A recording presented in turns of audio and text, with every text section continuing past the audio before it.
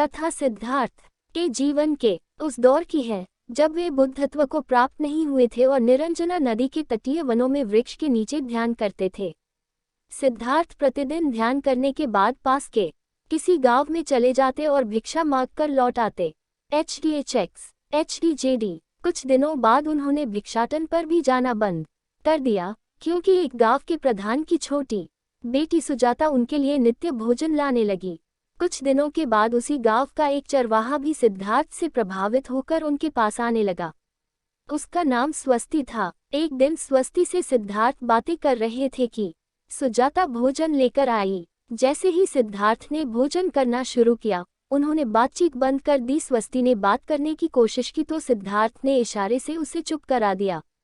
जितनी देर तक वे भोजन करते रहे बिल्कुल चुप रहे। स्वस्ति को हैरानी हुई। उसने सिद्धार्थ से भोजन करने के उपरांत पूछा, गुरुदेव आप मेरे आने के बाद निरंतर वार्तालाप करते रहे किंतु भोजन के दौरान एक शब्द भी नहीं बोले।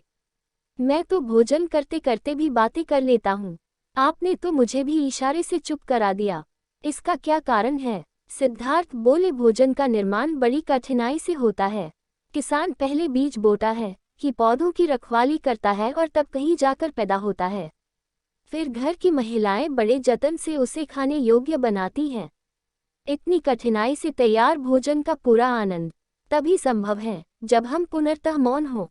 यदि हम भोजन को पूर्ण शांति से मौन रहकर अच्छी तरह से चबा चबा कर खाएंगे तो यह आसानी से पचेगा, जिससे पेट कभी खराब नहीं होगा। मौन रहकर भोजन करने से भोजन का श्वास नली में जाने का खतरा भी नहीं रहता। अतः भोजन के दौरान मैं मौन रहकर उसका पूरा आनंद लेता हूँ। वस्तुतः शांति से किया गया भोजन न केवल शारीरिक भूख तृप्त करता है बल्कि मानसिक आनंद और सात्विक ऊर्जा भी देता है। थैंक्स फॉर वॉचिंग स्टोरी वाला। Please like, subscribe and share.